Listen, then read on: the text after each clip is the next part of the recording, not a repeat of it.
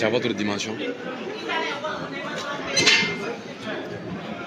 Merci beaucoup. Prenez place, s'il vous plaît. Asseyez-vous, monsieur, prenez place. Installez-vous. Vous savez, les meetings comme ça, j'ai l'habitude de donner une anecdote, bien un dicton populaire. Disons un proverbe de Amadou Ampateba, un dicton. Il dit que le pouvoir, c'est comme l'alcool. Premier verre, vous sautillez comme un cabri, vous êtes très content. Deuxième verre, vous devenez très fort comme un lion dans la savane. Tout le monde a peur de vous. Troisième verre, vous faites des cochonneries. Vous détruisez tout ce que vous avez fait. Eh bien, moi je voudrais,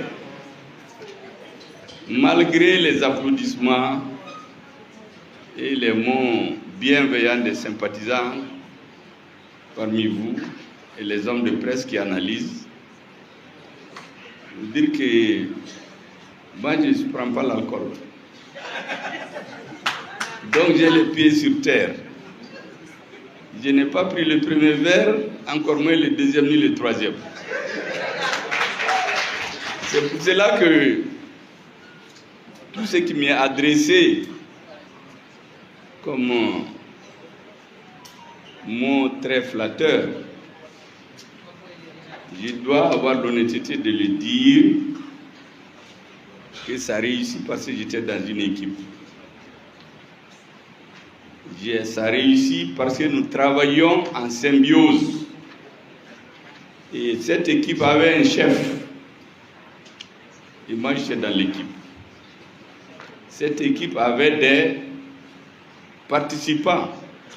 C'est ensemble que nous avons tiré la locomotive Mali pendant ce que j'appelle les années de braise, les années 2021 et 2022. C'est vrai, le Premier ministre était acteur, mais il a fallu que l'ensemble soit déterminé et uni, avec un chef à la tête. Et le discours que je vais vous présenter ici, je sais que ça a suscité beaucoup de débats, même des inquiétudes, c'est certain. En réalité, il s'agit de quoi? Je vais vous dire d'où est-ce qu'on est parti. Qu'est-ce que nous avons pris comme engagement? Qu'est-ce qu'on a pu faire? Pourquoi on n'a pas réussi et en quoi? Qu'est-ce qui reste à faire et quelles sont les perspectives? Donc l'objectif du meeting d'aujourd'hui, il faut que ça soit bien compris. J'espère que ça ne sera pas comme le meeting de la qualification où certains se sont jetés les yeux fermés sur des extraits sans lire tout le discours. J'espère que cette fois-ci, ceux qui sont là, ceux qui ne sont pas là, ceux qui vont écouter, vont le lire et comprendre avec discernement. Vous savez, Senghor disait que la passion est nègre et la raison est hellène. Sortons de la passion. Regardons droit les choses et nous dire la vérité. C'est ce que nous avions fait en 2020, en 2021, en 2022. Et je dois remercier le peuple malien. Parce que rien ne pouvait réussir sans l'engagement, le patriotisme des Maliens. Suivez. Et je vous assure que ce que le peuple malien a réussi en 2 ans, peu de gens y croyaient. C'est la détermination du peuple malien. Et surtout, la clairvoyance, on savait clairement là où on partait. Donc le peuple a accepté de nous suivre.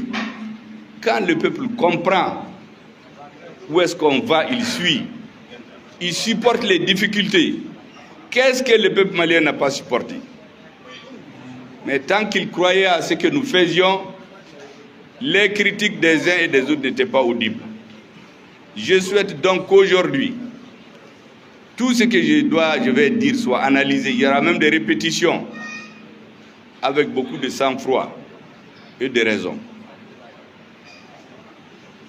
Mesdames et messieurs, en 2020, le peuple malien confronté à une crise multidimensionnelle a engagé une lutte patriotique portée par le M5 RFP qui a abouti à la chute de l'ancien régime le mardi 18 août 2020 avec l'intervention des éléments des forces armées maliennes constituées en CNSP, le Comité national pour le salut du peuple. Après une première phase de navigation sans vision claire et sans objectif précis, survint en mai-juin 2021 la rectification de la trajectoire de la transition que nous avons brièvement appelée la rectification. Il y a certains qui ne sont pas d'accord. Vous aurez remarqué, il y en a qui ne le prononcent jamais. Et pour cause. À cette occasion, il a été convenu entre les forces vives du changement, civiles et militaires, de sceller un partenariat stratégique afin de bâtir l'action gouvernementale autour de mesures essentielles exprimées et attendues par le peuple malien. Ce partenariat stratégique, scellé au soir du lundi 24 mai 2021 à Kati, sous la forme d'un compromis politique historique, c'est-à-dire d'un pacte d'honneur entre patriotes, fut bâti autour d'un engagement sincère pour la mise en œuvre d'actions pertinentes pour la refondation du Mali, à travers la mise en œuvre des 10.17 mesures synthétisant les attentes contenues dans la vision du M5 RFP. La refondation a consisté à adopter une vision résumée et définie de commun accord, à attribuer la fonction de président de la transition, chef de l'État, à une personnalité membre du CNSP et celle du Premier ministre, chef du gouvernement, à une personnalité désignée par le M5 RFP, attribuer certains postes clés du gouvernement à des membres désignés par l'ex-CNSP et les autres au M5 RFP et aux autres forces politiques et sociales. C'est ce qui avait été convenu. Un attelage gouvernemental conduit par le Premier ministre chef du gouvernement, nommé le 7 juin 2021, présidé par le président de la transition, est ainsi mis en place le 11 juin 2021. Le plan d'action du gouvernement, approuvé par le Conseil national de transition le 2 août 2021, se résume en 4 principaux axes. Le renforcement de la sécurité, les réformes politiques et institutionnelles, l'organisation d'élections générales, la promotion de la bonne gouvernance et l'application intelligente de l'accord pour la paix et la réconciliation issu du processus d'Alger. Le mot application intelligente a été introduit à la suite de la rectification, tout le monde se rappelle, et les circonstances dans lesquelles le ministre vient de le dire.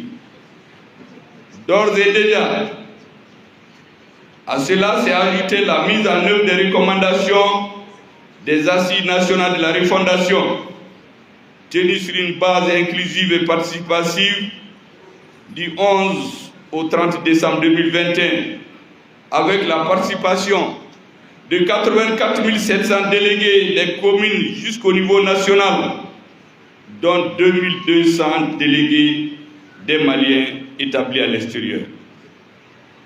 D'ores et déjà, mesdames et messieurs, il nous paraît utile, par devoir de redevabilité et pour l'histoire, parce que j'ai l'habitude de vous dire que notre gouvernement travaille pour l'histoire. Souvent, vous aurez le temps de vous rendre compte, nous avons fermé les yeux sur les calculs de pouvoir, parce que nous voulions éviter exactement ce que le ministre Ibrahim Kassa vous a dit. Commencer quelque chose et ne pas le finir. Nous avons décidé, c'est pour cela, mesdames, messieurs, il nous paraît utile de faire la genèse du mouvement historique pour le changement enclenché en 2020 et le point de réalisation sur l'action gouvernementale conduite par le Premier ministre issu des rangs du M5 RFP. D'abord, la genèse du mouvement populaire porté par la Troïka en mai-juin 2020.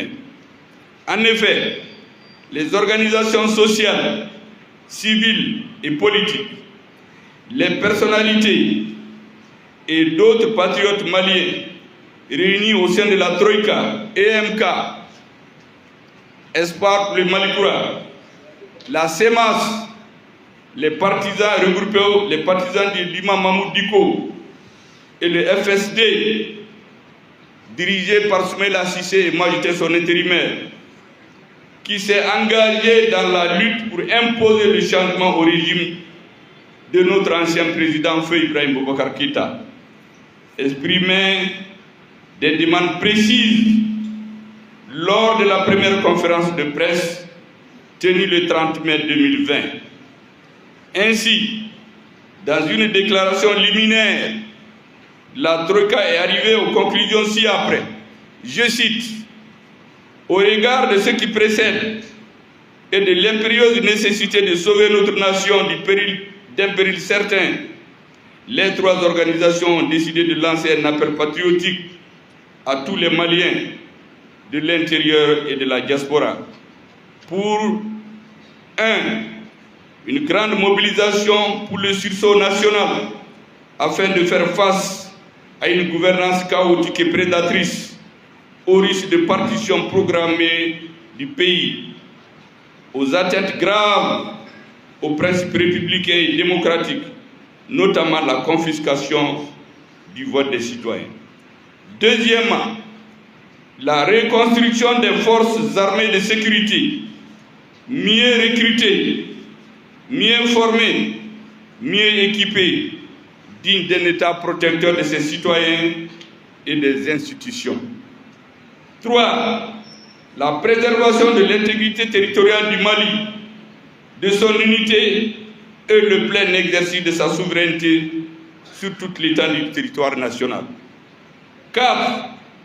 Une gouvernance vertueuse garantissant la paix, la sécurité, la justice et la réconciliation nationale, ainsi que la restauration de la confiance entre l'État et les citoyens. 5. Une priorisation de l'éducation et de la santé. 6. La garantie de l'accès aux services sociaux de base et aux infrastructures. 7. La restauration de l'état de droit par la consolidation de la démocratie, afin de permettre au peuple malien de jouir librement de tous ses droits constitutionnels, y compris les élections régulières et crédibles, se traduisant par une forte légitimité des institutions de la République.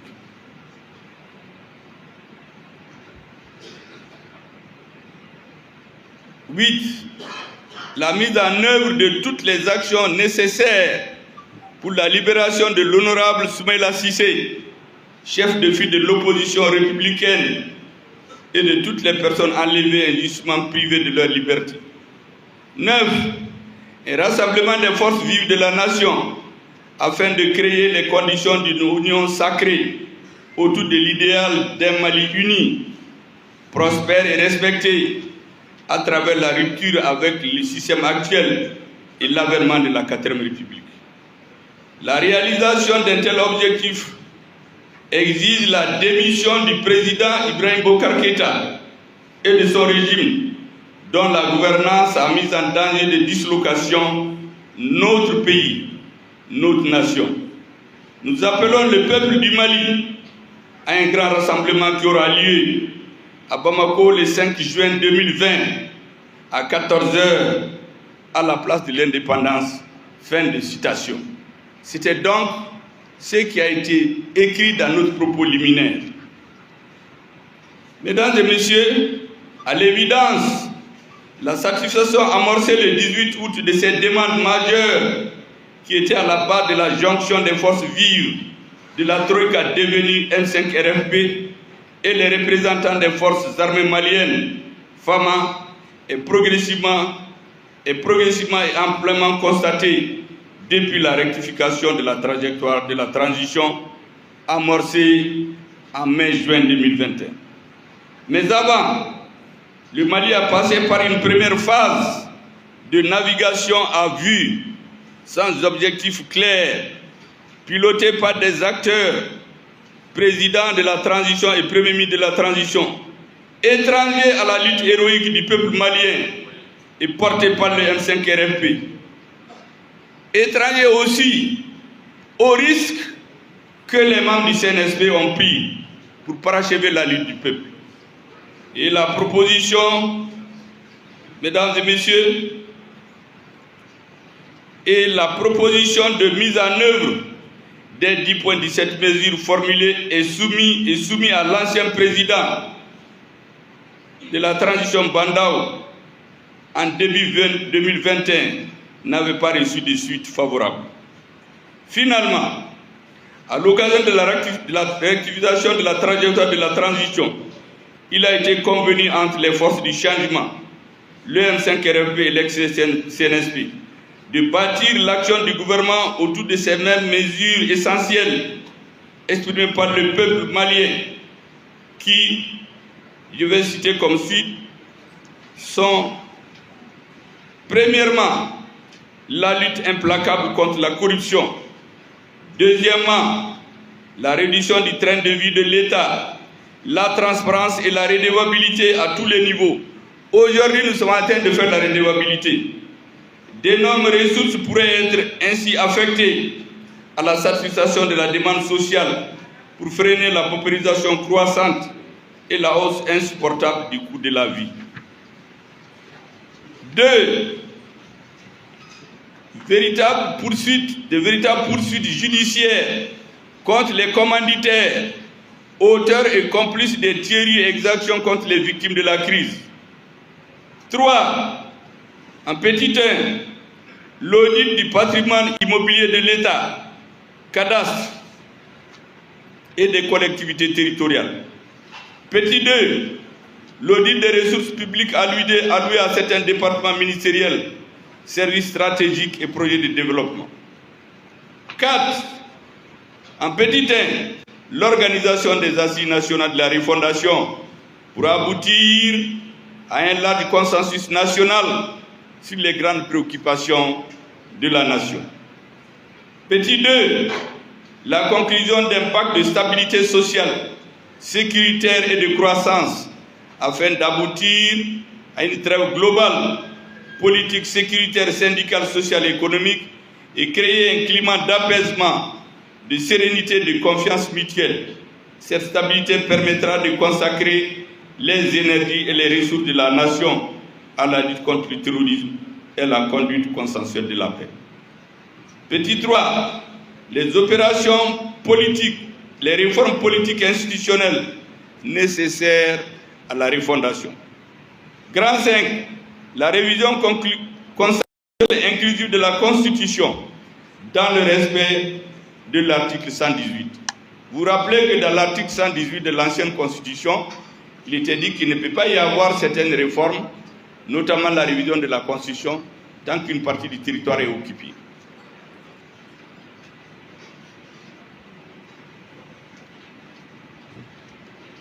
« 6. La réécriture de l'accord pour la paix et la réconciliation nationale, issu du processus d'Alger, dans le respect des principes fondamentaux d'unité nationale, d'intégrité territoriale nationale, de la souveraineté de l'État et de la forme républicaine et laïque de l'État. 7.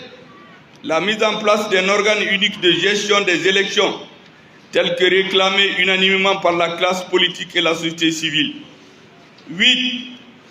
Petit 1, ici, la dissolution du gouvernement. Petit 2, la dissolution du Conseil national de transition. Ça va vous étonner parce qu'à la première phase de la transition, nous avions effectivement réclamé la dissolution du CNT. Parce qu'il y a beaucoup de gens sans représentativité qui ont été choisis au pifomètre. Mais dans le cadre du consensus politique, historique et le virage patriotique que le CNSP et le M5 ont pris le lundi 4 mai 2021, nous avons passé l'éponge sur cette revendication. À partir de ce jour, il a été convenu au M5 RFP que c'est une concession majeure. Le CNT va être considéré comme l'organe législatif reconnu par toutes les forces du changement désormais. C'est important que je rappelle ça parce qu'il y en a qui disent, ils ont dit que le CNT n'est pas légitime, pourtant ils le reconnaissent maintenant. C'est dans le cadre d'un consensus. Et ce consensus, nous le respectons jusqu'à preuve du contraire. Donc pour nous, les membres du CNT, ils font fonction d'organes législatifs. La même chose que font les députés.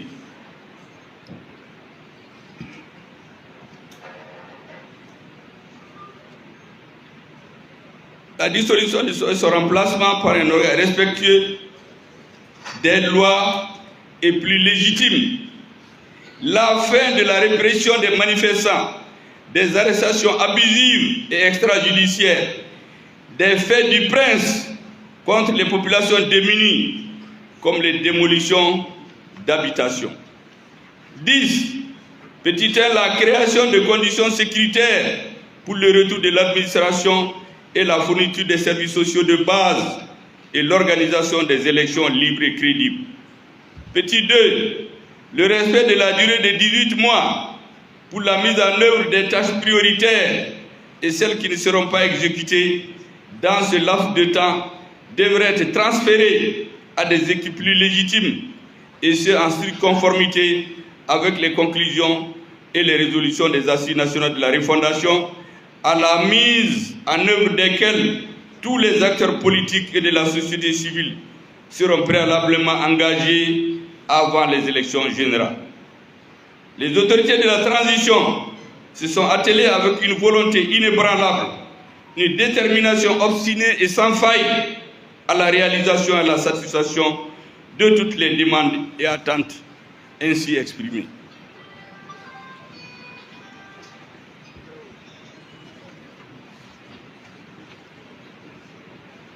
Mesdames, Mesdames et Messieurs, les exigences et demandes satisfaites depuis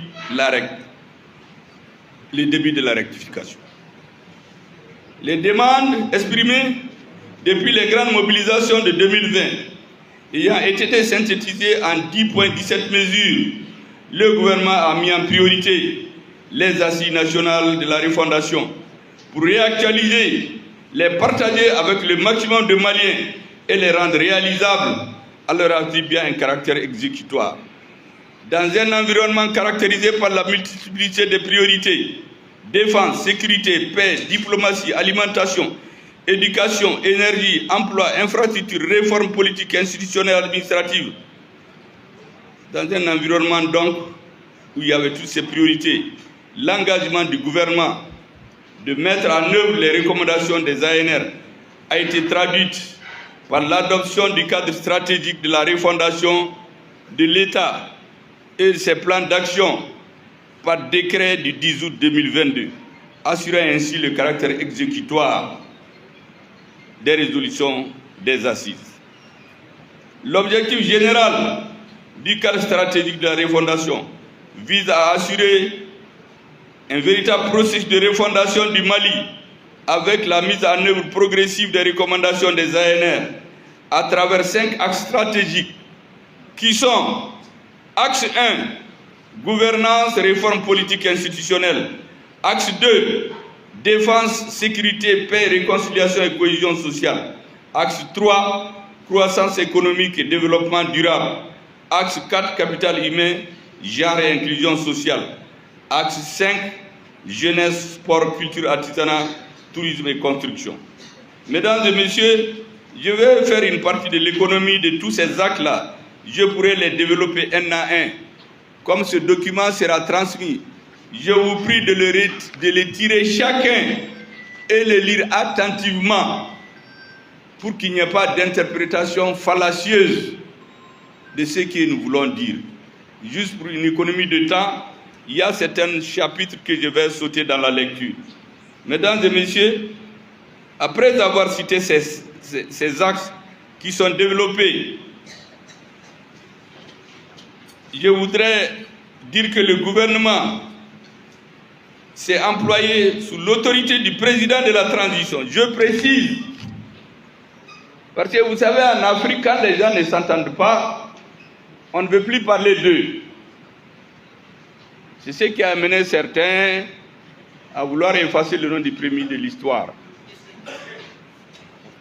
Vous savez, dans les années 2021-2022, j'ai dit à plusieurs personnes que les grands panafricanistes, Modibo Keïta, Ahmed Sékou Touré, Nkrumah et d'autres, on n'a parlé d'eux qu'après leur mort.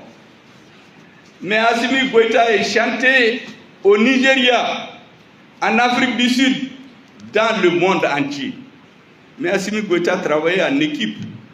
C'était le chef de notre équipe. Et moi, je l'accompagnais. C'est pour cela que je ne vais jamais faire l'erreur de vouloir attribuer tout ce que nous avons réussi à ma personne et l'oublier. Et c'est pour cela que je précise que ce que nous avions fait, nous l'avons fait sous l'autorité du président de la transition, à la réalisation des points contenus dans cette vision forgée au cours de la lutte du peuple. Lui-même d'ailleurs, dans beaucoup de ses interventions, il rappelle que ces décisions sont la mise en œuvre des résolutions des assises nationales. Il est vrai qu'actuellement, il y a une tentative de réécriture de l'histoire. Il y a des documents qui circulent où toute cette partie est ignorée. Nous ne ferons jamais cette erreur. C'est ainsi que, mesdames et messieurs, dans le domaine de la sécurité, le Mali a été débarrassé de tout ce qui pouvait l'empêcher de réaliser la vision endogène du Mali-Koura. La force Takuba, G5 Sahel, Barkhane, EITM et Cap Sahel, avec en prime la reconquête de toutes les emprises occupées antérieurement par la MINUSMA, y compris Kidal, jadis sanctuaire des narcoterroristes, inaccessible aux représentants officiels de l'État malien, qui étaient obligés de payer des rançons pour pouvoir entrer à Kidal. La réussite de ce processus des ANR est intimement liée à la forte implication du M5 RFP, aux côtés du gouvernement, de la tenue de la table ronde de la validation des termes de référence des ANR et de l'organe unique de gestion des élections, et la participation efficiente et efficace de ses représentants dans les structures d'organisation des ANR. Mesdames et messieurs, je vais vous dire deux mots sur la capitalisation des acquis de la refondation, que certains, pour diverses raisons, ont tendance de réécrire. Je détiens aujourd'hui un document en main où on retrace l'histoire de la transition, où l'impasse est faite totalement sur les assises, comme si c'est un nouveau groupe de Maliens qui invente l'histoire, où on reproduit toutes les réunions infructueuses qui étaient tenues sous la Deuxième République. Nous ne tomberons pas dans cette erreur. Mesdames et messieurs, depuis la rectification, avec l'implication et le soutien du peuple malien et le leadership courageux des dirigeants de la transition, les résultats des changements pour la refondation du Mali sont irréfutables, visibles, tangibles à tous les niveaux.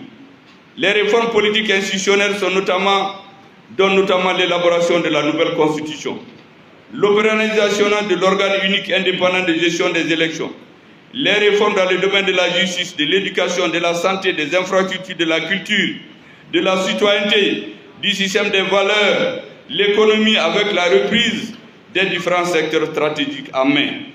La montée en puissance des femmes qui s'est traduite par un large consensus de refondation et de reconstruction nationale est notre outil de défense robuste et adapté aux menaces qui a permis d'engranger d'énormes succès par nos forces de défense et de sécurité, désormais opérationnelles pour la restauration de l'intégrité nationale, de la sécurité, de la sécurisation des personnes et des biens. Le départ de notre territoire des forces militaires étrangères, je les ai déjà citées, la fin de la médiation internationale et l'expulsion des représentants de la CEDEAO, les expulsions des représentants de certaines puissances étrangères et la fermeture de certains médias étrangers qui s'organisaient pour semer la discorde et l'exacerbation des conflits intercommunautaires. La libération par les FAMA de Ber, Anéfis, Kidal et toutes les autres emprises militaires dans plusieurs localités au nord et au centre du pays. Vous savez qu'au nord, l'arrivée de l'aménagement au nord, ça ne faisait pas partie de ces missions. On est venu créer l'insécurité au centre pour que nous oublions ce qui se passait au nord. Nous ne nous sommes pas trompés.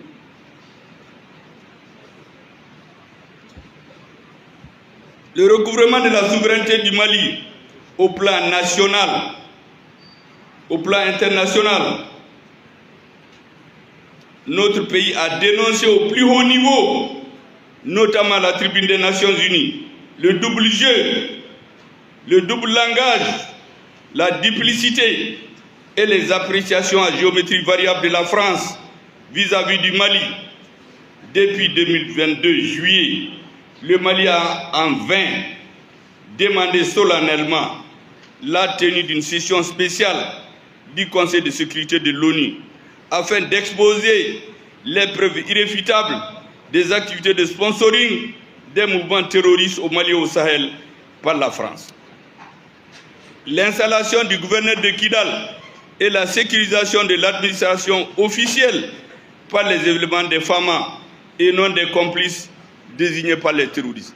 Vous savez qu'avant, le gouverneur, sa sécurité, c'est les forces spéciales de terroristes qu'on appelle les SESMAC, c'est eux qui assuraient sa sécurité. Les ministres, le drapeau du Mali était interdit, était piétiné.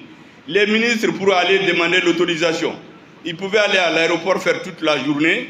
Le soir, l'administration dit qu'il n'y a pas d'avion. Tout cela, c'est un passé lointain. Notre gouverneur est installé à Kidal. Sa sécurité est assurée par les forces armées maliennes. La moralisation des examens scolaires et concours de la fonction publique avec le bannissement de la fraude et de la corruption pour assainir le système éducatif et l'administration d'État, mais également promouvoir la culture de l'excellence et du mérite. L'élaboration d'un pacte de stabilité. Il nous plaît ici de rendre un hommage mérité, j'insiste là-dessus, aux syndicats nationaux qui ont fait échec à plusieurs tentatives de déstabilisation de la transition. Je sais de quoi je parle. Les syndicats ont été démarchés par des forces étrangères, par certaines personnalités nationales pour déstabiliser la transition. Les syndicats n'ont pas cédé. Il faut leur rendre hommage ici. C'est très important que je le dise. Mesdames et messieurs, au plan sous-régional, le Mali s'est tenu debout auprès des frères voisins du Burkina Faso et du Niger lorsqu'ils étaient menacés d'agression militaire.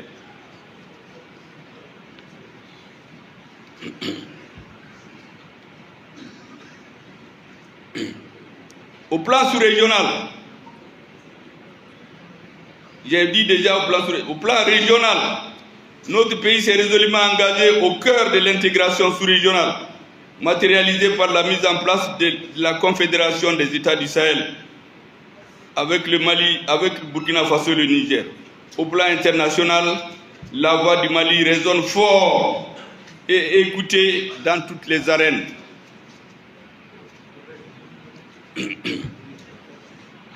Vous venez de dire que certains, quand ils voient le passeport malien, ils sont tellement fiers que je vais vous dire une anecdote. J'ai un parent qui a été dans un pays africain dont je vais taire le nom pour les raisons que vous comprenez. Dès qu'ils ont su que c'était un Malien et de surcroît un Maïga, vous savez que tous ces frais d'hôtel ont été payés par une bonne volonté. On l'a escorté jusqu'à l'aéroport. À l'aéroport, on l'a escorté jusque dans son avion. comme un officiel. Bien sûr, il faisait le malin. C'est arrivé ici qu'il m'a dit, mais nous là, on est important à l'extérieur. Hein. C'est ici qu'on ne sait pas qui on est. Ça, c'est fait la semaine passée seulement.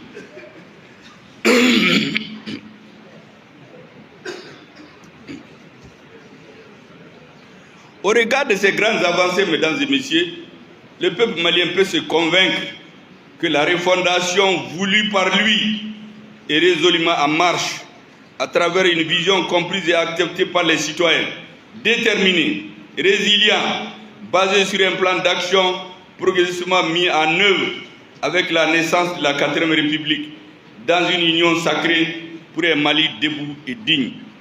Bien entendu, mesdames et messieurs, je l'ai répété plusieurs fois et je continuerai à le dire par sincérité et honnêteté historique que toutes ces actions et réussites se sont réalisées grâce à plusieurs initiatives et actions résolues du président de la transition et de ses compagnons d'armes et bien sûr grâce au succès irréfutable des femmes engagées dans des vastes opérations sur le terrain de combat militaire. C'est pour cela que je les ai dénommés Monebo Deum. Tous ceux qui portent les tenues. Il y en a qui ont réduit ça au sommet de l'État. Je ne suis pas dans cette logique-là. Les soldats de deuxième classe qui se battent sur le terrain, qui meurent, qui occupent les lieux, jusqu'au sommet de la hiérarchie, sont tous concernés. Oubeyez Monebo Deum.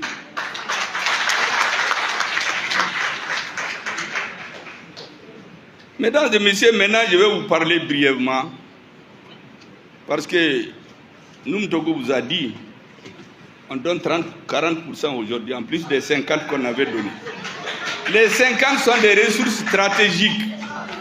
Nous sommes dans une guerre asymétrique et les politiques et les géopolitiques et les internationales et il y a des ennemis de la transition dans nos pactes.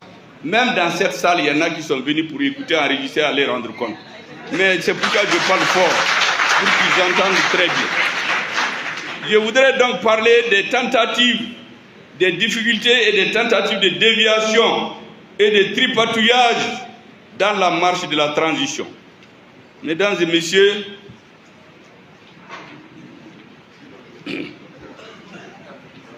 malgré la rectification de la trajectoire de la transition, et la mise en œuvre progressive du processus de refondation de la nation sous l'impulsion des autorités de la transition, le peuple malien a observé et constaté avec amertume un relâchement, voire une remise en cause du pacte d'honneur, du partenariat stratégique liant les forces du changement, civiles d'une part à travers le M5RFI et militaires d'autre part à travers le CNSP.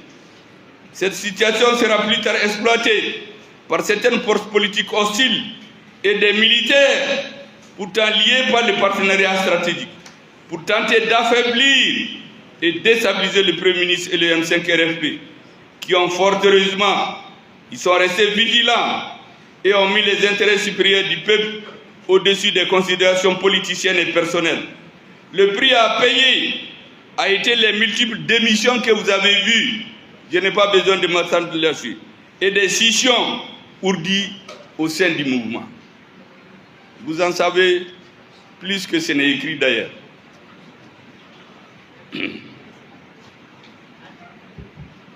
En effet, déjà en fin 2022, lorsque nous sortions de l'hôpital, et surtout à partir du début de l'année 2023, une sorte de spectre de confusion et d'amalgame plane sur la transition avec de véritables risques graves de remise en cause.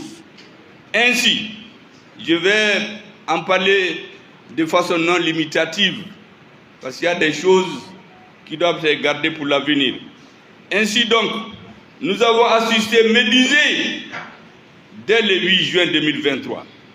Vous étiez là à une malheureuse tentative que l'M5 a qualifiée de meeting de la honte, de lancer la campagne référendaire en faveur du oui massif pour les opérations de vote du 8 juin, sans aucune coordination avec le Premier ministre, qui avait été envoyé sur le terrain pour une mission, dit-on. Dès le 1er juillet, une embuscade, pour terminer en termes militaires, ou un piège a été tendu au Premier ministre, qui est mis devant le fait accompli par la formation d'un nouveau gouvernement, opérant ainsi en un premier temps la première rupture officielle du pacte d'honneur, incarnant la fonction de gouvernement de transition formé le 11 juin, par purement et simplement le limogeage et le remplacement de la quasi-totalité des ministres issus du rang du M5-RFP, sans consultation ni proposition alternative du Premier ministre en sa double qualité de chef de gouvernement et de président du M5. Ici, je précise, et je l'ai dit au ministre, sortir d'un gouvernement, ça ne veut pas dire qu'on a démérité toujours. Il peut y avoir de nouvelles orientations stratégiques. On peut même être utile à son pays sans être ministre. Nous sommes 22 millions de Maliens. Si on prend certains d'entre nous pour faire des ministres, ce n'est pas un problème. Donc si on les sort du gouvernement, il ne doit pas en faire un problème. Mais ce qui est grave, c'est que nous n'avons pas été consultés. Et si des ministres ont fait des fautes, il s'agissait de les remplacer par des ministres du M5. Ça n'a pas été le cas. Ils ont été purement et simplement remplacés par qui vous savez. Mais je crois que les uns et les autres ne comprennent pas comment ça marche la politique. La politique, c'est un art. Je l'ai expliqué plusieurs fois. Quand je l'ai dit une fois, il y a quelqu'un qui allait faire l'esprit dans les médias pour convoquer Alfred de Vigny, qui disait que faire la politique, c'est l'art de réaliser ce qui est possible. Mais moi, j'ai ajouté, c'est un art de rendre possible ce qui est nécessaire. Donc, ce qui était nécessaire pour le peuple malien, pour le rendre possible, il fallait un art. Et c'est cet art qu'il fallait appliquer. C'est pour cela que j'ai accepté de signer ce décret. Parce que les opposants à la transition, les adversaires du Premier ministre, ils ont fait 3 ans pour mettre le Premier ministre et le président en conflit. Imaginez-vous ce jour-là si j'avais refusé de signer.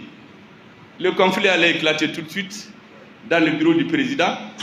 Eh bien, nous avons, je vous en parlerai, ce qu'on appelle la patience stratégique.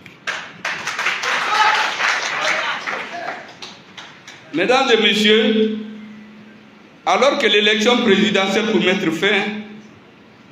une fin officielle à la transition malienne, qui avait été fixée librement par décret contresigné par le Premier ministre, vous savez bien, le 22 juin 2022, librement un décret a été signé par le président et le Premier ministre pour fixer la fin de la transition au 24 mars 2024. Alors qu'une élection n'a pas eu lieu, le MPR a constaté que des conseillers, entre guillemets, ont induit certaines autorités de la transition en erreur, qui dès le 22 juillet 2023, sinon dès le 1er, ont commencé à agir comme si le président de la transition, issu pourtant d'un compromis politique historique consensuel au sein de l'ex-NSP, choix accepté et endossé par le M5-RFP et le peuple malien, dans sa grande majorité, ils font comme s'il est un président de la République constitutionnellement et démocratiquement élu. Et c'est là, en méconnaissance ou en ignorance totale de la jurisprudence de l'histoire politique récente du Mali pendant la transition de 1991. Je m'explique pour que vous compreniez très bien. Vous savez, les juristes vont débattre une constitution, dès qu'elle est promulguée, elle s'applique. Ce n'est pas notre compréhension. On peut se tromper. Dans la jurisprudence malienne, il y a 3 moments dans l'application d'une constitution.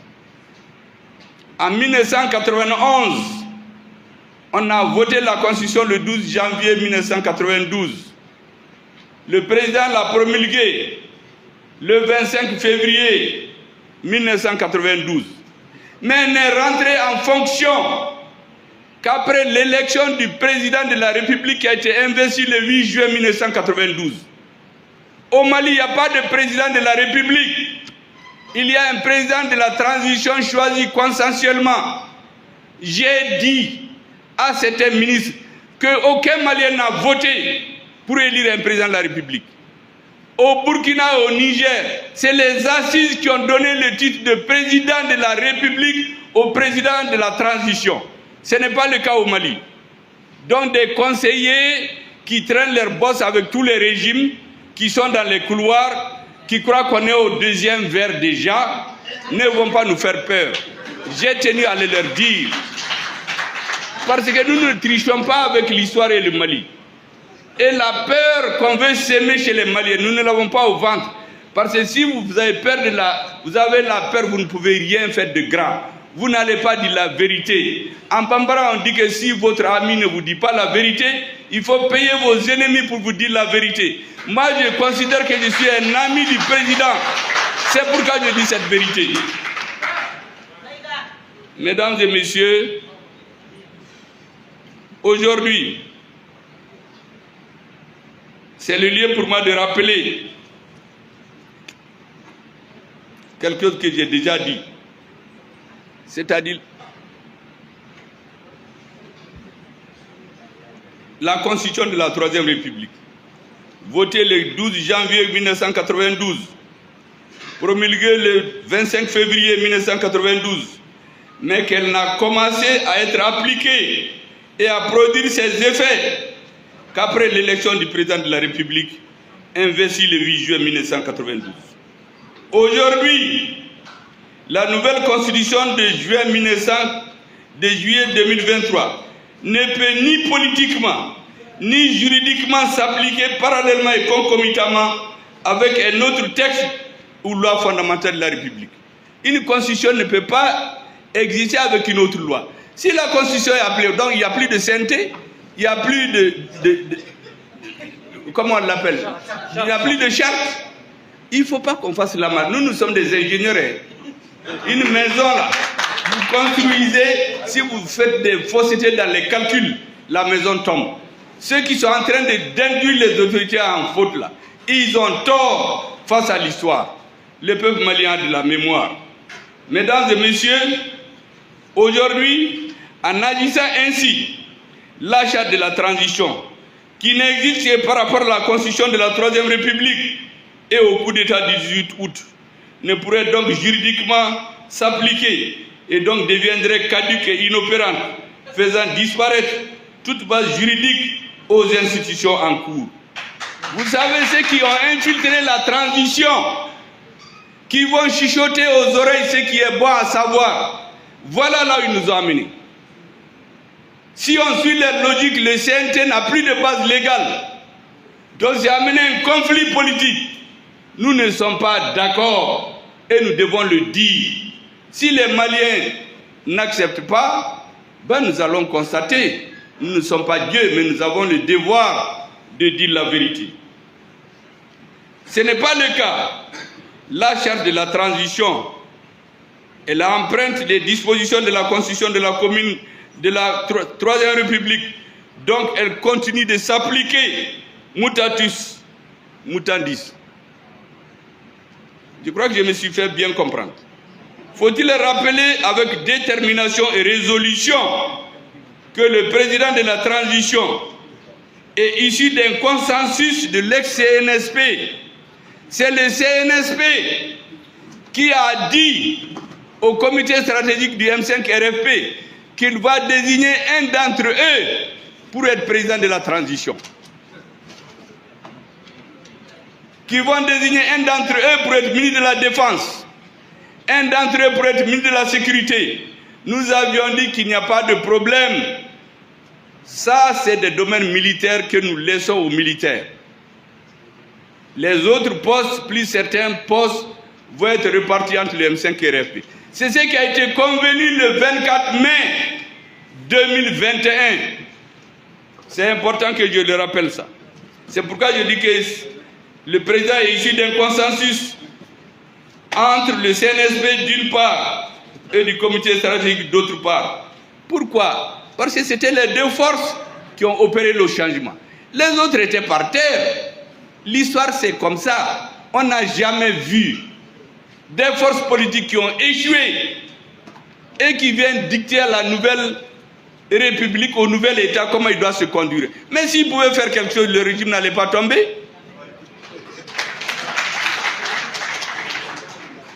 Donc, la constitution de juin 2022 ne constitue pas une base juridique pour les institutions actuelles. C'est après l'élection présidentielle qu'elle doit rentrer en vigueur. Laquelle élection, je vous l'ai dit, a été reportée sans débat au sein du gouvernement. On a vu juste un point de presse où un ministre est venu dire qu'il y a eu un léger report. Ce jour-là, j'ai demandé au ministre de la Refondation, est-ce que vous êtes au courant? Il me dit non. J'ai demandé à un autre ministre qui l'accompagne, il dit non. J'ai dit attendez, travaillons pour l'histoire, ne dites rien. Laissons les choses continuer. S'ils arrivent à s'en sortir, tant mieux pour notre pays. Mesdames et messieurs, il y a des choses que je dis et je répète dans l'entendement du M5 RFP. Je dis bien dans notre entendement, la constitution de la 4e République ne commencera à s'appliquer et à produire ses pleins effets qu'à l'issue de l'élection présidentielle qui clôt la transition en cours.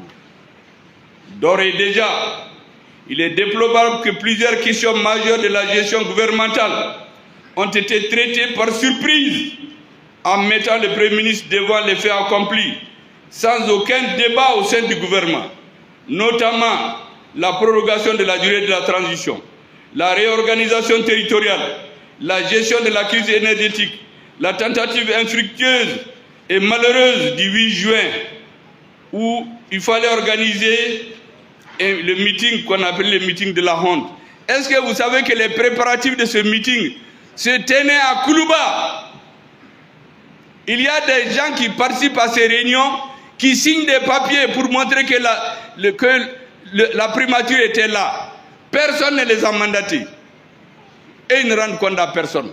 Mais il fallait remplir des papiers pour que demain, on dise oui, oui, la primature était là. Mais nous ne sommes pas nés de la dernière pluie. Hein. La politique, on l'a fait depuis 50 ans. Donc on ne peut pas venir nous mettre un sac sur la tête et nous faire disparaître comme ça, comme on fait avec certains maintenant. Il y a des gens qui s'étonnent qu'on met des gens dans des sacs qui disparaissent. Ce n'est pas sous la transition que ça a commencé, c'est en 1994. Mon adjoint, en 1994, c'est à la sortie d'une mosquée qu'on est venu le prendre dans un sac. Il a disparu pendant des semaines.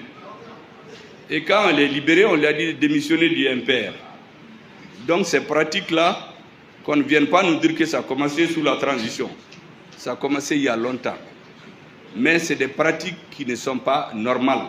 C'est contre ça que le M5 RFP s'était battu en 2020. Mesdames et messieurs, j'ai déjà expliqué que le report des élections n'a pas été discuté au gouvernement. Des négociations d'engagement financier et des conclusions de prêts avec plusieurs partenaires et développement et des bailleurs de fonds se font à l'insu du Premier ministre. La tenue et souvent même les conclusions des négociations sur certains dossiers à caractère économique et financier avec des partenaires stratégiques ainsi qu'avec des partenaires techniques et financiers à l'insu du Premier ministre. La gestion des engrais des cotonculteurs à l'insu du Premier ministre. La dissolution récurrente des conseils élus et le remplacement par des organes transitoires à l'insu du Premier ministre. Il en est de même en ce qui concerne les différentes discussions concernant l'AES. J'ai précisé que l'idée d'une fédération est venue du Premier ministre du Burkina Faso, Apollinaire, dans le bureau du Premier ministre du Mali, le 1er février 2023, quand il était ici en mission. Je lui ai dit, mon frère, nous ne sommes pas plus patriotes que ceux qui ont dirigé les pays aux indépendances. Il y avait la fédération Dahomey Haute-Volta Soudan-Sénégal. Il faut qu'on s'interroge pourquoi cette fédération a éclaté et qu'on résout les problèmes, qu'on ne fasse pas une fédération, une annonce qui va échouer dans quelques années. Lorsque je suis allé au Burkina Faso, le 23 février 2023, la cassette existe, nous en avons parlé. Lorsque nous sommes allés en visite ensemble au Niger, l'armée malienne fièrement nous a prêté un avion de Fama. Je suis arrivé au Burkina, j'ai pris mon collègue, nous sommes arrivés ensemble au Niger, où nous avons été accueillis avec ferveur et reconnaissance. À trois, nous avons discuté de la formation possible d'une future fédération. Mais qu'est-ce que je constate après? Je vois à la télé, parce que moi je regarde tous les soirs la télé du Burkina et du Niger. Je vois que les présidents reçoivent là-bas des ministres qui partent du Mali. Je ne suis pas au courant. Et ils vont parler de l'AES. Et le plus grave, lorsque les ministres ont décidé de faire plutôt une confédération qu'une fédération, c'est à quoi je suis d'accord. Je l'ai appris par une radio étrangère. Premier ministre de la République du Mali. Est-ce que vous pouvez imaginer ça? Mais je n'ai rien dit. Parce que il y a beaucoup d'informations. C'est pour cela que j'écoute les radios étrangères tous les matins. Je consacre au moins 2 heures de temps. Les nouvelles du Mali, les 75% des informations que j'ai, c'est à partir des radios et des réseaux sociaux. Ou ce que des conseillers de certains ministres disent, ou les partenaires au développement écrivent. Mesdames et messieurs, c'est une pratique de l'ancien régime.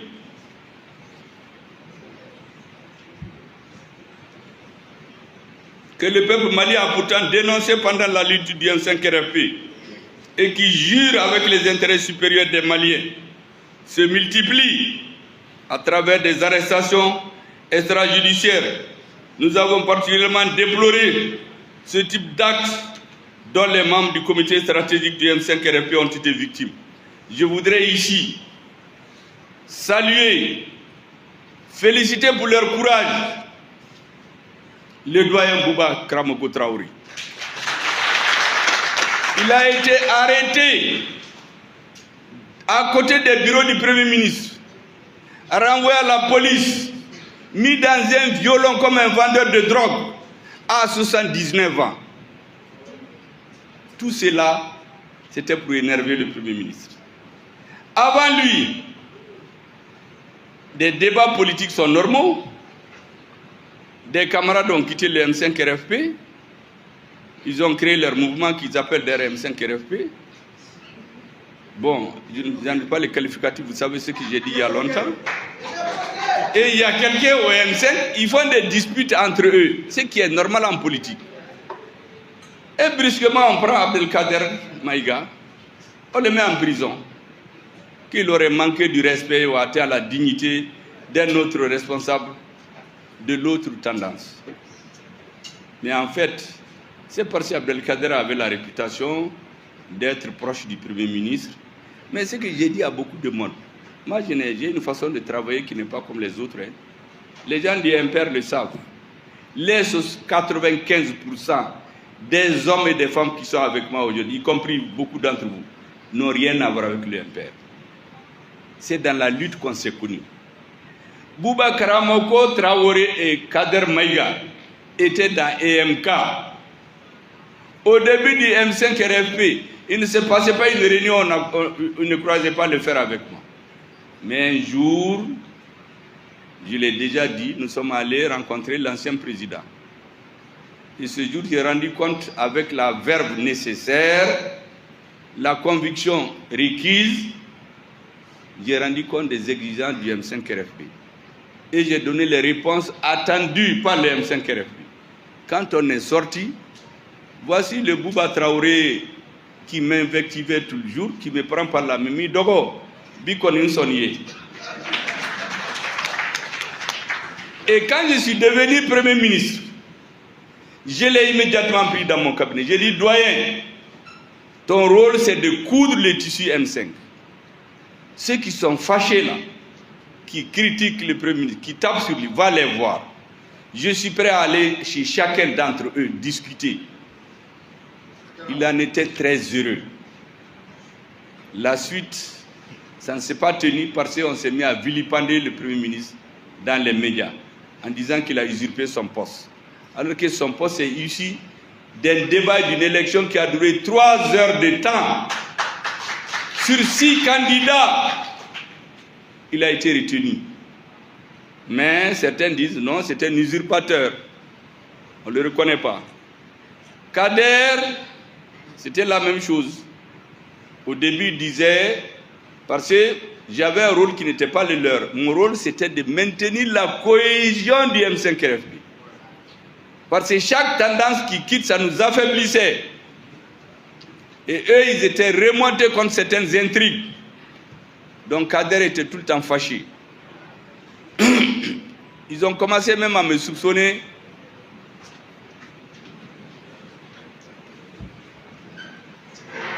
d'être un complice des religieux.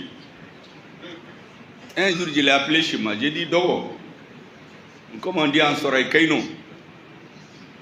tu sais, nous sommes à un point où si cette lutte échoue, le peuple malien ne va pas nous pardonner. Et moi, j'ai une responsabilité particulière de maintenir la cohésion. J'ai dit, les religieux là, je sais le jeu dans lequel certains sont. Mais allons-y d'abord ensemble. Taisons nos contradictions. La contradiction principale, c'est de faire tomber le régime. Les autres viendront. On va atteindre un point de non-retour, je lui ai dit. Le point de non-retour. Je lui ai dit, quand on va atteindre ce point-là, le religieux qui va quitter le M5, qui partira seul, personne ne va le suivre. Amakea, c'est ce jour-là qu'il m'a dit, grand frère, je t'accorde le bénéfice du doute. On va voir. Et c'est un homme qui est direct. Il ne cache pas ses sentiments. Il n'a pas froid aux yeux. Mais on dit non, tout ce qu'il dit, c'est le Premier ministre qui l'a dit. Quand il a fait son interview, je l'ai appelé. Nous avons discuté, on a échangé, chacun a donné son avis là-dessus. Mais de là, aller l'arrêter, parce que dans un débat politique, il a eu des altercations avec un homme politique. Je ne m'attendais pas à ça. Mais après, j'ai compris que ça a été fait pour déstabiliser le Premier ministre. Donc, je voudrais lui rendre un hommage mérité. Tous les jeunes qui sont dans les vidéos qui ont été enlevées dans la circulation, Amara Silla, d'autres, si j'en oublie, vous m'excusez, parce qu'il y en a qu'on a amené, on leur a dit de dire que tout ce qu'on leur reproche, de dire que ça vient du Premier ministre. Ils ont dit non, le Premier ministre là, on ne le voit même pas. On les a, oui, c'est Amara Bachili, je m'excuse du terme. Il y a Bad le Malien. Il y a d'autres, si j'en oublie, que vous m'excusez. Il y en a qui ont fait la prison, parce qu'on leur a dit juste, dites que ce qu'on vous reproche là, ça vient du Premier ministre. Ils ont dit non, non, le Premier ministre ne nous l'a pas dit. Ils ont fait la prison pour rien. Il y a des gens qui m'ont insulté, m'ont traité, je vais le dire, de pédophile. Lorsque mes conseillers sont allés se plaindre, on leur a dit, attendez, ce monsieur-là, il est protégé. Il est intouchable aujourd'hui. Allez-y dire au Premier ministre, s'il veut, il n'a qu'à se plaindre lui-même. Or, moi, j'ai dit à tout le monde que jamais, sauf si je change d'avis après, je crois que je ne changerai jamais d'avis. Un homme politique, un journaliste, je ne les amènerai jamais devant une juridiction. Si c'est un homme politique, je vais le combattre avec mes idées. Si c'est un journaliste, l'État montrera qui a raison ou qui a tort. Donc, sachant ça, on dit aux gens, allez-y dire au Premier ministre de se plaindre lui-même. Mais les gens disent, mais le Premier ministre a déjà dit qu'il ne se plaint pas. Bon, ils sont venus me voir, j'ai dit, vous savez, notez pour l'histoire. La jeunesse du M5-RFP, du MPR, a fait une délégation pour aller porter plainte contre celui qui a insulté, parce que traiter quelqu'un de pédophile chez nous, c'est quand même une injure. Brûler son livre en présence d'autres hommes politiques, lorsque la jeunesse du MPR a été portée plainte, on leur a dit, bon écoutez, le monsieur, il n'a pas insulté votre président, il a insulté le Premier ministre. C'est le Premier ministre qui peut se plaindre. Quand ils sont venus me voir, j'ai dit, mais c'est très bien fait pour vous. Pourquoi vous êtes allés? Ils ont dit non, qu'ils savaient que s'ils me disaient, j'allais leur dire de ne pas aller. J'ai dit, notez pour l'histoire tout ce qui vous a été dit et le nom de celui qui vous l'a dit. Parce que tous ceux qui se mettent au service de l'injustice dans notre pays, l'histoire l'a démontré, et ils vont le payer tôt ou tard.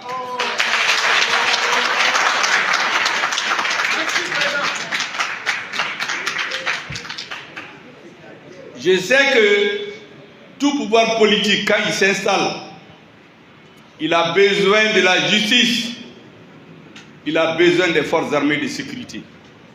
Mais il y a des pays où j'ai vu le Premier ministre. J'ai vu des militaires dans son gouvernement, je lui ai demandé, on raconte beaucoup de choses. Il m'a dit, vous savez, lorsqu'un président civil a voulu utiliser les forces armées de sécurité pour mater les citoyens, c'est ce militaire qui lui a dit, épuisez vos débats politiques, n'utilisez pas l'armée. À cause de cela, on l'a expulsé du pays, on l'a envoyé très loin. Aujourd'hui, il est ministre. Un autre, on a voulu utiliser la gendarmerie pour manipuler l'opinion et mater, faire des morts. Le directeur général de la gendarmerie a dit, attention, faites votre débat, ne mêlez pas les forces de sécurité là-dedans. On l'a expulsé, on l'a envoyé dans un autre pays comme ambassadeur. Il est ministre aujourd'hui. Ceux qui ont fait, qui ont maté, qui ont tué les gens, c'est lui qui les a poussés à les faire enfuir. Et ils sont là-bas. Donc c'est pour ça que je dis, tout homme politique, tout citoyen qui de sa position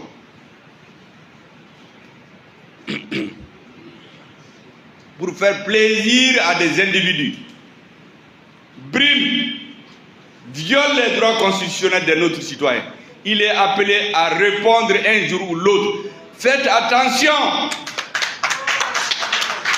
Faites attention. Votre sort ne dépend que de Dieu. Personne ne peut devenir autre chose que Dieu a voulu. Personne n'avait prévu, il y a 3 ou 4 ans, que le président actuel allait être président. Que moi j'allais être Premier ministre. Il faut penser à cela.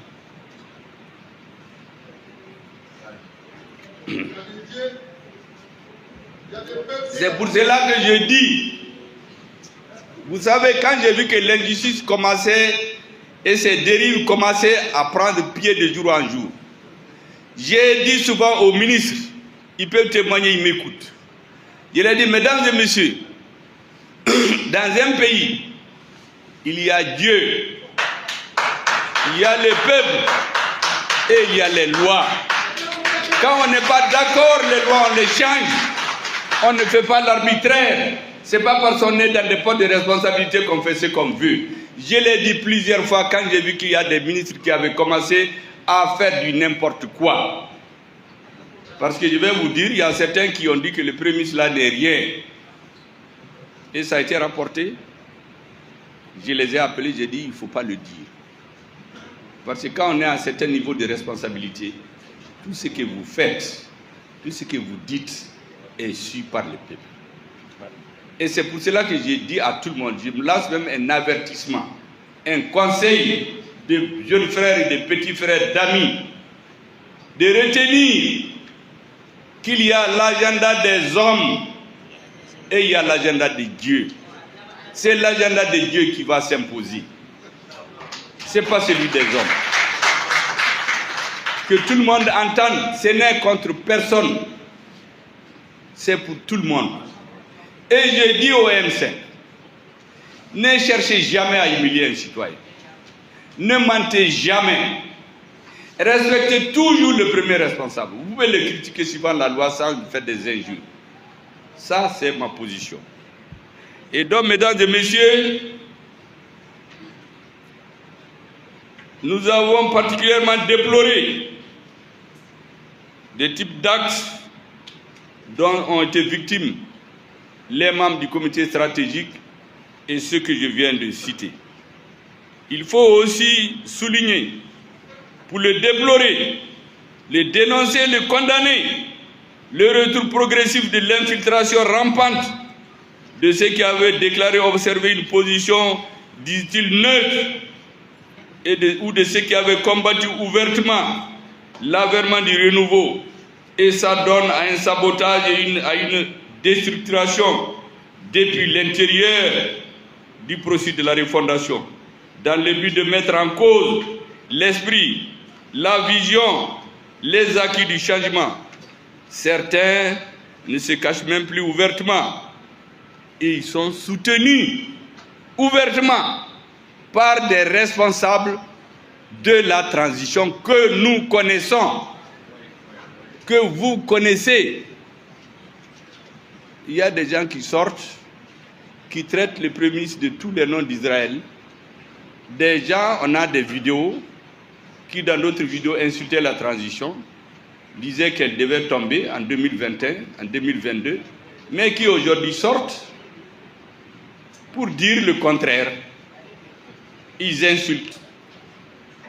Il y en a même un qui a dit qu'il a donné des instructions pour qu'on installe des comités de son organisation sur l'ensemble du territoire national et à l'extérieur. Ces vidéos existent. Parce que tout ce que je dis là, c'est documenté. Hein. Moi, je ne viens pas faire la diffamation. Seulement, je mets les gens en garde et les conseils s'ils veulent. Mesdames et messieurs, plusieurs actes et comportements qui sont inimaginables pour le Malien lambda pendant cette transition, pourtant dédiée au changement, se découvrent et se manifestent de jour en jour. Et le M5 RFP n'y a jamais souscrit, ni dans sa vision, ni dans son approche. Mesdames et messieurs, sur un tout autre plan, le dialogue intermalien est pertinent et louable. Au départ, c'est ce que nous avions imaginé, en ce qu'elle doit servir à élaborer une alternative à l'accord pour la paix et la réconciliation issu du processus d'Alger, en matière de paix, de réconciliation, même si certaines de ces recommandations phares ont donné l'impression, et aujourd'hui j'en suis convaincu parce que j'ai eu accès à certains documents, de me remettre en cause ou carrément de délégitimer les assises nationales de la refondation. Les tenants du régime défunt, après avoir combattu avec acharnement la tenue des assises, sont aujourd'hui, certains, ce n'est pas tout le monde, certains, sont recyclés et reviennent avec force par la fenêtre pour mieux s'aborder la suite du processus. Dans ses précédents communiqués, le M5 a attiré l'attention des Maliens sur ces différentes préoccupations et inquiétudes. Le Premier ministre et président du comité stratégique, quant à lui, a régulièrement informé de ces graves situations les responsables du M5 RFP et ses proches collaborateurs. Il a cependant recommandé aux uns et aux autres de faire preuve de patience stratégique pour ne pas perturber la marche historique de la transition et surtout pour ne pas perturber les femmes qui sont en train d'engranger des succès indéniables sur le terrain des combats. Au nom de cette cause, il faut patienter et ne jamais perdre l'espoir qu'il arrive un jour un débat avec les militaires, comme le 24 mai 2021, pour redonner l'espoir d'un ressaisissement pour que nous puissions, ensemble, avec tous les Maliens, sauver notre pays. C'était ça ma recommandation régulièrement au M5 RFP. Maintenant, mesdames et messieurs, la nécessité de clarifier tout cela. Parce qu'on parlait dans les réseaux, on communiquait, moi j'avais énormément de pression, des incompréhensions, des gens, des politiques, de la société, des amis, des parents. Donc, mesdames et messieurs, après plusieurs péripéties, jonchées de manœuvres, de crocs en jambe contre le Premier ministre, chef du gouvernement et de son mouvement, et face à la demande infructueuse pendant plus de 2 ans d'échanger avec les partenaires du CNSP sur l'avenir de la transition. Je précise, pendant 2 ans, j'ai demandé un débat, des échanges, pour qu'on puisse dire aux Maliens, qu'est-ce qu'on fait pour l'avenir? Pour qu'on puisse redonner espoir, parce qu'un peuple vit d'espoir. Si nous avons fixé la date de la transition, si ça arrive à terme, on ne peut pas tenir. Il y a des raisons objectives dont moi je connais certaines. Mais réunissons-nous, mettons ces arguments, expliquons au peuple malien.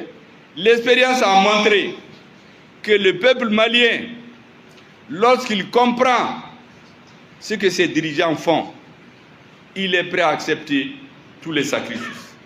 Donc après avoir échoué dans ces tentatives pendant 2 ans avec les partenaires et face à l'impasse et le désarroi des Maliens qui avaient l'impression d'une absence de vision des autorités, de manque de lisibilité et de perspective, le Premier ministre s'est enfin résolu à tenir un meeting le 16 novembre 2024 pour d'une part commémorer l'an 1 de la libération historique de Kidal et d'autre part donner son avis sur la nécessité d'une clarification et d'une réorientation stratégique de la transition afin de remobiliser les Maliens et de donner espoir à notre peuple.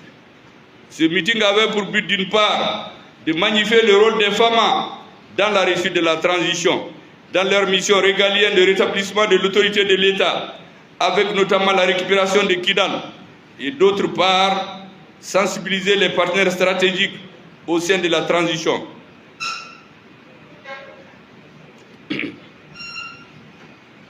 Pour corriger les erreurs de parcours et empêcher le retour de l'ordre ancien et des pratiques d'antan, et proposer au M5RFP, au peuple, des pistes de solutions afin de combler l'espoir des Maliens et des Africains. Parce que n'oublions pas, tous les Africains nous regardent. Vous savez, j'ai reçu une fois des étrangers dans mon bureau, une forte délégation. Quand ils sont sortis, il y a un qui est revenu. Il me dit qu'il est d'origine africaine. Mais dans leur pays, au plus haut sommet, ils discutent. Que certains disent, mais est-ce que les Maliens pourront tenir? D'autres ont dit, non, vous savez, les Africains, tout ce qu'ils commencent, ils ne terminent jamais. Ils vont se bagarrer bientôt. D'autres ont dit, il faut que les Maliens tiennent. Et lui, il fait partie de ceux qui disent, si le Mali tient pendant 5 ans, ils vont changer l'ordre des choses dans le monde. Mais ils étaient partagés. Il m'a dit, à cause de Dieu, je vous en prie, je suis un descendant d'un lutteur pour l'indépendance qui a été assassiné dans mon pays. Je suis son petit-fils. J'ai quitté le pays. Je suis citoyen d'un autre pays. Je suis très haut placé aujourd'hui. Je vous en prie, à cause de Dieu, faites tout pour ne pas échouer. Parce que si vous échouez, partout où nous sommes les peaux noires, partout, toute l'Afrique va baisser la tête. Je lui ai donné la garantie ce jour-là. Je lui ai dit, mon frère, vous faites tranquille. Vous êtes en train de défoncer une porte déjà ouverte. Rien ne viendra de nous. Et la transition va marcher. Et je suis convaincu même aujourd'hui, la transition malienne ne sera jamais. Et je demande à tout le monde que personne d'entre vous, ni d'ailleurs, ne se hasarde à aller contre les demandes du peuple. Ça ne marchera pas. La transition malienne est bénie de Dieu. Et j'avais dit à tous les dirigeants qui s'acharnaient contre nous pendant les années de Braise 2021-2020 de nous laisser tranquilles. Ceux qui ne nous laisseront pas tranquilles, Dieu va s'en occuper. En ce moment, il n'y avait pas le Burkina, il n'y avait pas le Niger, mais aujourd'hui, on est plus fort. Ceux qui ne nous laisseront pas en paix, Dieu s'occupera d'eux. Et vous voyez déjà certains ont tellement de problèmes, je crois, qu'ils ont même créé des comités de refondation chez eux aussi. Bon, j'ai dit tant mieux pourvu que ça réussisse. Mesdames et messieurs, à la surprise générale, après ce meeting, une orchestration stipendiée fut servie aux Maliens par des associations politiques et des partis nouvellement créés en méconnaissance des recommandations des ANR. Je crois qu'il y a eu des tentatives de renier la création de partis politiques. Moi, j'ai la liste des partis. Vous savez que je ne dis rien par hasard. J'ai la liste de tous les partis, les jours de leur création, les récits. Donc, personne ne vient dire que ce n'est pas vrai. C'est depuis longtemps que ce jeu se fait. Alors qu'aux assises nationales, vous étiez là-bas. On a dit d'arrêter de créer des nouveaux partis. Dans un pays à côté récemment, ils ont même interdit tous les partis. Ils disent de créer des nouveaux. Nous, on n'est pas allé à cette... Mais chaque pays a ses réalités. Nous, on a décidé de ne plus en créer. Les assises ont même demandé de ramener à 3 ou 4 ou 2. Mais on a continué à en créer. Et j'ai la liste de tous ceux qui ont été créés. J'ai demandé publiquement en conseil de cabinet qu'on me donne la liste des partis qui sont créés. On dit non, vraiment, on ne se rappelle pas, on va chercher. Mais moi, j'avais déjà la liste dans mon bureau. Parce que nous ne sommes pas allés de la dernière plus haut. Si on était facile à manipuler comme ça, le M5 n'allait pas survivre. Et donc, mesdames et messieurs, ces mouvements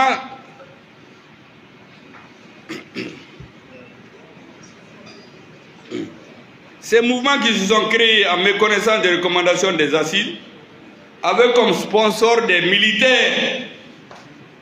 Pourtant, certains font partie prenante du partenariat stratégique entre les M5 et les RFP. Les dites organisations politiques, dont beaucoup sont animés par de vrais ennemis de la transition, par des agents doubles que nous connaissons, qui travaillaient contre le M5 et RFP, jusqu'à la chute. Même aujourd'hui, si vous vérifiez dans les archives de la sécurité d'État, vous allez les trouver. Ils travaillent contre le M5 et RFP. C'est eux qui sont devenus maintenant des conseillers. Ah, Choguel Maïga, c'est le premier ennemi de la transition. On leur donne de l'argent, ils parlent. C'est ce que j'appelle les agents doubles. On a constaté qu'à Bamako et dans les régions, ont été mis en branle toutes ces organisations pour demander la démission du Premier ministre. Cela fut mené tambour battant sur fond d'instrumentalisation et de dévoiement de l'organe d'information institutionnelle de l'État, l'ORTM, réquisitionné les 18 et 19 novembre pour la funeste cause, alors que le Premier ministre, chef du gouvernement, chef de l'administration, était encore en poste dans l'exercice de ses fonctions. Vous vous rappelez que c'est le 20 septembre qu'il a été mis fin à ses fonctions. Des contre-vérités, des menaces, des injures, des invectives furent proférées à tout rompre par d'anciens terroristes et rebelles repentis qui avaient martyrisé et violé en 2012 les populations du Nord, des repris de justice, des opportunistes de toute la cabine, des ignorants de tous ordres, ne sachant même pas les raisons de leur rassemblement, des enfants extraits au forceps des établissements scolaires, des parents biologiques, des membres des familles de certains responsables en fonction au sein des institutions de la République. Mais ça, ce n'est pas acceptable. Ce n'est pas acceptable. Mais vous l'avez tous vu. Je ne fais que rappeler ce que vous connaissez tous.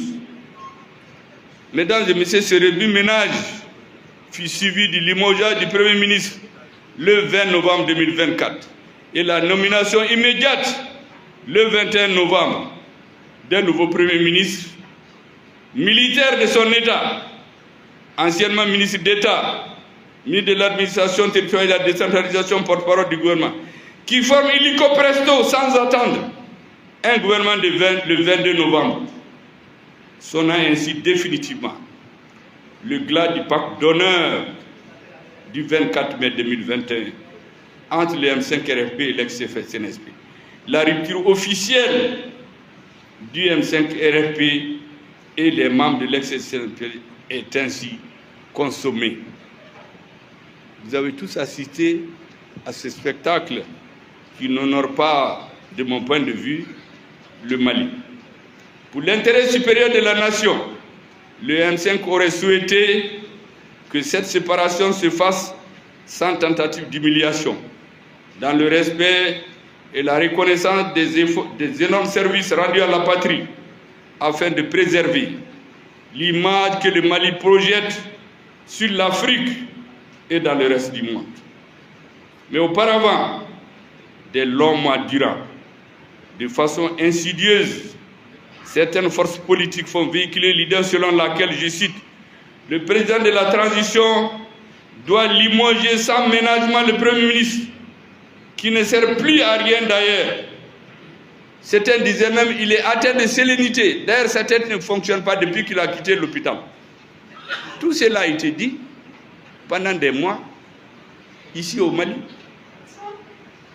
Les tenants de cette thèse, dont personne parmi eux n'a assisté à la rencontre de compromis historique du 24 mai 2021 entre le CNSP et la délégation du M5 RFP, qui n'ont ni manifesté avec le peuple malien de juin à août 2020, faisant semblant d'oublier que le Premier ministre était le choix du comité stratégique, avait proposé à l'ex-CNSP que le comité stratégique avait proposé à l'ex-CNSP pour entérinement. Ils font aussi semblant d'ignorer que le président de la transition est un choix issu d'un consensus entre les représentants des femmes. En effet, je l'ai déjà dit, je précise là-dessus, le président de la transition n'est ni le président de la... En effet, ni le président de la transition, ni le Premier ministre n'ont été élus par personne, mais ils sont des institutions issues d'un soulèvement populaire et de la lutte héroïque du M5 RFP que le peuple malien a mené. Et cette lutte a été parachevée par les femmes du 18 août, lui donnant du coup la légitimité historique.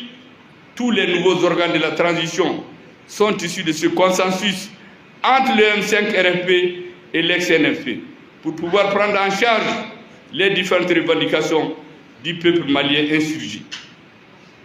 C'est à travers ce prisme que de 2021 à 2024, le Premier ministre et le comité stratégique du M5 RFP ont lieu à apprécier chaque événement politique national et international. L'essentiel restant la préservation des grands équilibres et l'atteinte des revendications qui étaient à la base de la lutte originelle du M5 RFP et du soulèvement populaire enclenché en 2020.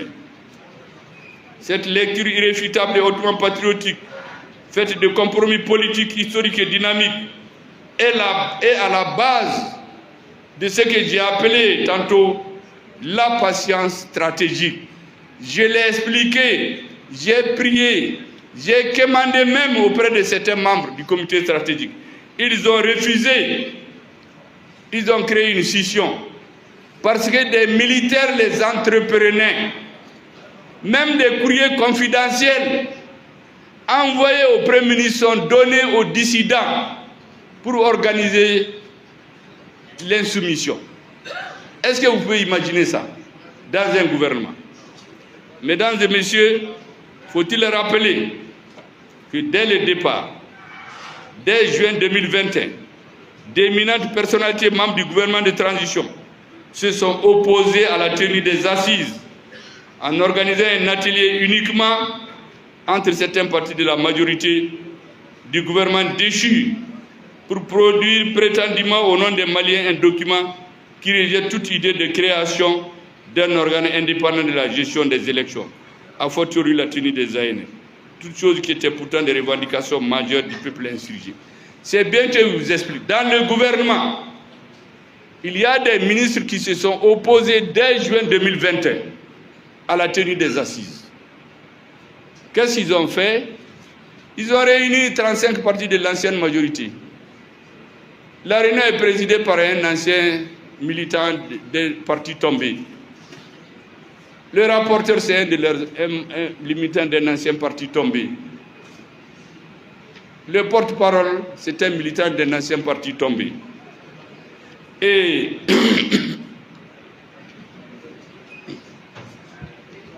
c'est ce document que ce ministre a présenté pour dire que le peuple ne veut pas des assises. Mais ma position a été très claire. Je dois saluer le président de la transition parce qu'à cette étape, nous avons parlé de la même voix. Le président a tranché. Le président dit qu'on va tenir les assises. C'est comme ça que les assises nationales se sont tenues. Cette lutte a échoué, mesdames et messieurs, dans toute tentative de déstabilisation du Premier ministre. Parce que depuis 2 ans, on dit que le Premier ministre n'a qu'à partir. Dans mes meetings, vous m'entendez souvent dire que le Premier ministre ne l'a pas ramassé dans les caniveaux. Ça, c'est lorsque on a été entreprendre quelqu'un qui dit « Ah, mais le président n'a qu'à prendre ses responsabilités. » J'ai dit « Mais toi, tu viens d'où ?» Eh bien, mis en 2020. Eh bien, aussi ça, parce qu'on est allé lui chercher ça à l'oreille. Je leur ai dit qu'on n'a pas ramassé le Premier dans les caniveaux. Je crois que ceux à qui c'était adressé là ont compris de quoi il s'agit. Donc, ayant échoué dans cette déstabilisation et en intelligence avec certaines forces politiques que nous connaissons, des clans se sont créés au sein du gouvernement avec le même objectif: affaiblir systématiquement le Premier ministre. Ici, tout y est passé, y compris l'impensable. Des nominations sans consultation avec le Premier ministre, de certains responsables de services relevant pourtant de sa tutelle. Pourtant, le Premier ministre, c'est le chef de l'administration, c'est le chef du gouvernement. On nomme à la tête des services qui relèvent de lui des gens sans même l'informer. C'est inimaginable. On élabore des budgets, on les présente au CNT sans échange préalable avec le Premier ministre. Vous savez, une fois, j'ai vu quelque chose qui m'a fait rire. Quand les membres du CNT ont regardé le budget, il y a un député expérimenté, un membre du CNT, il dit « Mais on a prévu les élections en 2024, mais je ne vois pas une ligne qui part des élections. Est-ce que vous pensez que si j'avais vu ce budget, il allait partir comme ça ?» Ça, c'est des questions à détourner en politique. Et la réponse qu'on lui donne, « Ah non, on verra dans les chartes communes. » Les chartes communes, c'est ce qu'on n'a pas prévu. Mais les élections étaient prévues, il y a un décret. On fait un budget, on ne les prévoit même pas. C'est parce que ça a été fait sans de prémission. Je ne l'ai pas vu. Sinon, j'allais dire que c'est inacceptable en politique, ça. Ça a été fait. La décision de procéder à un léger report sans débat au sein du gouvernement. Du léger report, on est à combien? Du 25 septembre 2023. Aujourd'hui, on est à combien? Est-ce qu'on n'est pas à 16 mois ou bien 17 mois? Bon, si ça c'est un léger report, c'est aux Maliens d'apprécier. Des discussions engagées par certains ministres avec des bailleurs de fonds à l'insu du Premier ministre. La conclusion d'engagements financiers, des prêts à moyen long terme par certains ministres sans consulter le Premier ministre. Le Mali se trouve ainsi engagé par des ministres à l'insu du gouvernement, par des personnes non investies d'une quelconque légitimité historique et politique. Mais il y a eu les mouvements insurrectionnels qui ont été dirigés par des Maliens, qui ont eu la confiance des Maliens, qui sont à côté du président de la transition. On ne peut pas aller endetter le Mali à leur insu. Ils apprennent dans les médias que le Mali a pris tel prêt, le Mali a eu tel problème. Mais c'est inacceptable dans un état sérieux. Ça veut dire que la personne n'a rien compris.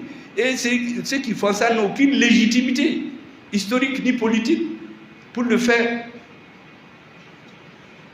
La négociation et la fixation des prix de renouvellement des licences d'exploitation des sociétés de télécommunications à l'insu du Premier ministre qui apprend certains détails par les réseaux. Vous savez, c'est dans les réseaux que j'ai vu une lettre où on dit à une société le montant qu'il doit payer. Mais ce jour-là, j'ai dit au ministre, mais on est sur quelle planète?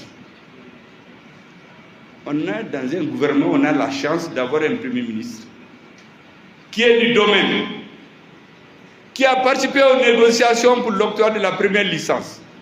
On négocie, on octroie, on fixe les montants. C'est dans les réseaux sociaux qu'il voit une lettre qui est envoyée à la société pour dire de payer tel montant. Mais ça, c'est inacceptable.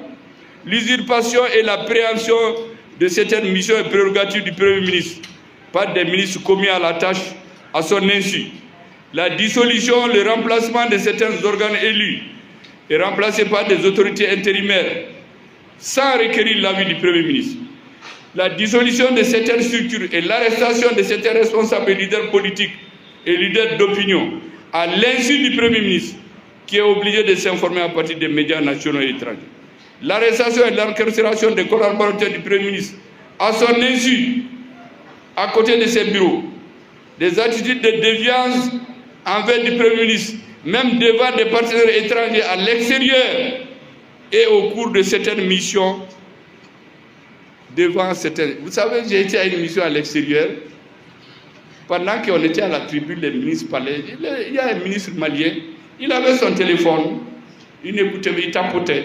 Nous, on est aux prisons, on le regarde. Parce que pour lui, il n'a aucune considération pour le Premier ministre. Alors que lui, il a tout fait contre l'arrivée du M5, l'arrivée de ce pouvoir. Je sais comment il est venu dans le gouvernement. Mais à l'extérieur, c'est des étrangers qui me disent, mais votre gouvernement là, comment il fonctionne? Le ministre ne suit même pas.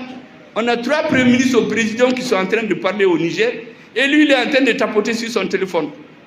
Il ne suit même pas. Ou bien des étrangers viennent, je reçois des étrangers à la primature. Pendant que je suis en train de parler avec les étrangers, lui, il est en train de jouer sur son téléphone. Vous n'avez jamais vu ça? En conseil de cabinet, pendant qu'on travaille, lui, il joue sur son téléphone. Mais ça, on ne peut pas. Ça, c'est des choses inimaginables. Si quelqu'un m'avait dit ça avant, je n'allais pas croire, mais je les ai vus plusieurs fois. Mesdames et messieurs, des actes de mépris de certains premiers ministres qui ne se privent pas de dénigrer le Premier ministre devant certains de leurs collaborateurs en affirmant, je cite, le Premier ministre n'a aucun pouvoir sur eux ou qui ne représente rien. Et en ce moment, les vidéomans stipendiés reprennent. Le Premier ministre n'a aucun pouvoir, il ne peut rien faire. C'est parce qu'on lui a dit, c'est parce que ça a été dit. Lorsque j'ai appris ça, vous savez, moi je suis très passé. J'ai appelé le ministre en question. Je lui ai dit, tu sais, il y a des choses qu'on ne dit pas. Quand vous parlez comme ça devant vos collaborateurs, ça sort. Il faut arrêter. Ce que vous pensez du Premier ministre, il faut le garder pour vous. Vous dites ça entre vous, les gens du clan, là. Mais il ne faut pas dire ça devant vos collaborateurs. Parce que les ministères, là, il y a des cadres qui sont avec nous, il y en a qui ne sont pas avec nous. Et puis il y en a qui sont très contents quand on dénigre le Premier ministre, c'est eux qui comportent ça dehors. Je l'ai appelé, je lui ai dit, parce que moi je ne cache rien. Je lui ai dit seulement que tout homme peut faire des erreurs, il faut arrêter ça. Des détournements des résultats par certaines missions du Premier ministre, certaines missions de l'étranger, je viens. Les conclusions sont là. Au lieu de les exploiter, les conclusions sont détournées et mises à la fin d'individus personnels pour des raisons inavouables. Les devoirs